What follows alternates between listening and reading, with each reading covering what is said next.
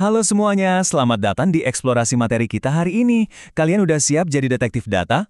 Jujur aja, aku excited banget nih, soalnya hari ini kita punya misi khusus, mecahin kode-kode rahasia visual dalam matematika. Kalian tahu kan, kadang kita ngelihat sebuah tabel penuh gambar dan mikir, ini maksudnya apaan sih? Nah, percaya deh angka-angkanya tuh nggak hilang, mereka cuma lagi menyamar aja. Kita bakal bongkar penyamaran itu sama-sama dan ngelihat seberapa kerennya data kalau diubah jadi bentuk visual. Siap-siap ya, karena sebentar lagi kalian bakal jadi ahlinya dalam membaca pesan-pesan tersembunyi ini. Oke, langsung aja kita cek peta misi kita hari ini. Pertama, kita bakal bahas apa itu piktogram. Terus kedua, kita lihat 3 jenis piktogram. Ketiga, kita pelajari 5 langkah membaca piktogram. Dan terakhir pastinya ada misi latihan piktogram. Yuk kita mulai. Bagian pertama, apa itu piktogram? Mari kita pecahkan definisinya. Jadi, piktogram itu pada dasarnya kayak kode rahasia, di mana gambar-gambar yang sering kita lihat sehari-hari ternyata nyimpen angka yang sebenarnya. Nah, disitulah jeniusnya. Daripada kita pusing ngelihat deretan angka yang ngebosenin, kita tinggal ngelihat gambar atau simbol yang mewakili data itu. Ada 3 hal penting yang harus kalian perhatiin di sini. Pertama, ada gambar atau simbol yang jadi agen rahasianya. Terus ada judul yang ngasih tahu kita kasus apa yang lagi kita hadapi. Dan yang paling krusial nih, ada keterangan atau legenda. Legenda ini tuh ibarat cincin decoder andalan kita. Tanpa dia, gambar-gambar itu cuma bakal jadi hiasan lucu aja tanpa makna. Nah, ini contoh yang brilian banget buat kode pertama kita. Sebuah daftar buah favorit, di mana tiap satu bintang itu mewakili tepat satu siswa.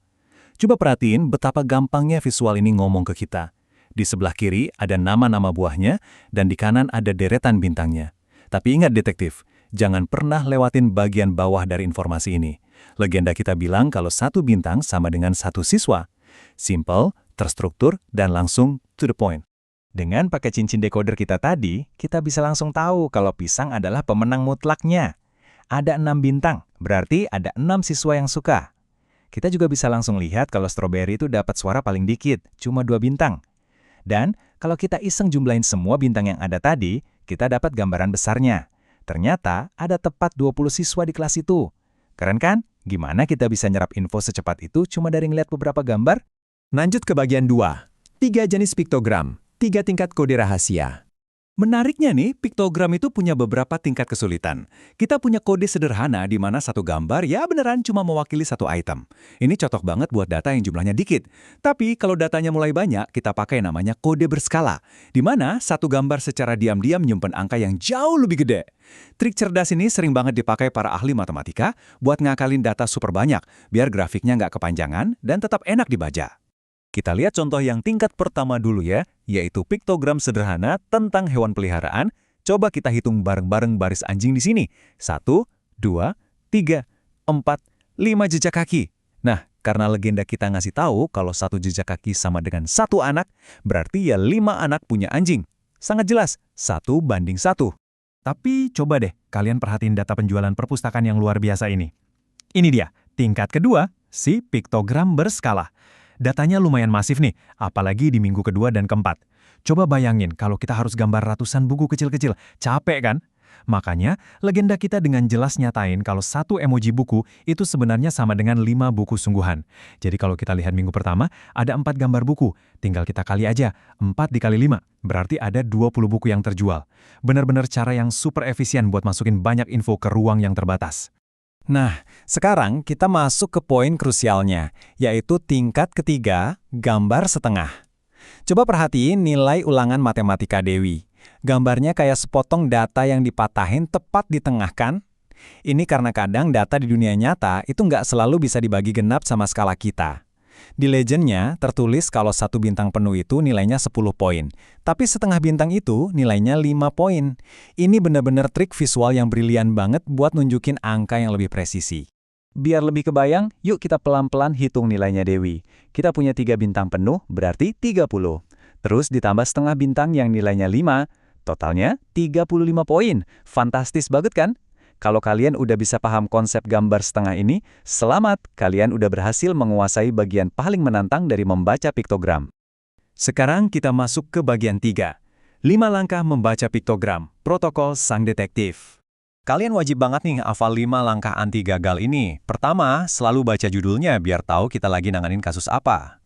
Kedua, dan ini beneran yang paling penting, perhatikan legendanya. Ketiga, hitung gambarnya pelan-pelan. Keempat, kalikan jumlah gambar itu sama nilai yang ada di legenda. Dan kelima, jawab pertanyaannya. Asal kalian disiplin ngikutin langkah-langkah ini, terutama pas ngecek legenda, dijamin deh nggak bakal ada kode rahasia yang bisa nipu kalian lagi. Oke, masuk ke bagian 4, misi latihan piktogram. Ini adalah misi detektif terakhir kita. Ini dia berkas kasus terakhir kalian tentang olahraga favorit. Masih ingat kan langkah pertama dan kedua dari protokol kita tadi? Judulnya udah jelas, olahraga favorit. Tapi awas, perhatiin legendanya. Setiap satu emoji anak laki-laki itu sebenarnya mewakili 2 siswa. Hati-hati ya, jangan sampai terjebak di sini. Coba kalian amati datanya sebentar. Sekarang, pertanyaan pertama buat kalian. Bisa nggak kalian cari tahu berapa banyak siswa yang suka sepak bola? Ingat lagi langkah ketiga dan keempat kita tadi ya. Hitung, lalu kalikan. Kalau kalian tadi ngitung ada 8 emoji di baris sepak bola, terus kalian kali 2 dan dapat hasil 16 siswa, wah, kerja bagus banget. Kalian bener-bener udah bisa nerapin piktogram berskala dengan sempurna. Yuk, kita coba tantangan matematika yang sedikit lebih susah. Kira-kira, berapa ya selisih antara siswa yang suka bulu tangkis dan tenis? Buat mecahin kasus ini, kalian harus mendekode 2 baris itu secara terpisah, baru deh cari perbedaannya. Bulu tangkis punya 6 gambar dikali 2, hasilnya 12. Nah, kalau tenis ada 3 gambar dikali 2, hasilnya 6. 12 dikurangi 6, jadi selisihnya adalah tepat 6 siswa. Latihan ini ngebuktiin kalau piktogram itu bukan sekedar gambar biasa, tapi juga alat perbandingan data yang super kuat. Kalian udah ngelakuin tugas yang luar biasa banget nih sama angka-angkanya. Sekarang, kita uji insting detektif kalian secara keseluruhan dengan satu pertanyaan terakhir. Kira-kira, apa nama dari konsep yang jadi nyawa buat seluruh sistem ini? Yap, bener banget. Cincin decoder kita itu disebut keterangan atau legenda. Coba bayangin, tanpa ini kita pasti bakal kebingungan di tengah lautan gambar yang nggak ada artinya. Kalian udah membuktikan kalau kalian bener-bener paham inti dari visualisasi data ini. Hari ini, kalian udah berhasil menaklukkan kode visual matematika.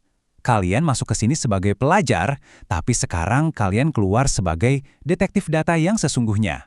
Piktogram ini ngajarin kita kalau data itu nggak harus selalu kaku dalam bentuk deretan angka. Data juga bisa ditampilin dengan cara yang cakep, terstruktur, dan pastinya jauh lebih gampang dipahami. Nah, sebelum kita selesai, aku mau ninggalin satu pertanyaan buat kalian. Data apa sih di sekitar kalian yang bisa kalian ubah jadi piktogram hari ini juga? Mungkin jumlah buku di kamar kalian, atau jenis kendaraan yang lewat di depan rumah. Coba deh perhatiin sekitar, karena dunia ini benar-benar penuh sama data yang nunggu banget buat kalian gambar. Terima kasih udah ikut dalam eksplorasi seru kita kali ini, dan teruslah menjelajah.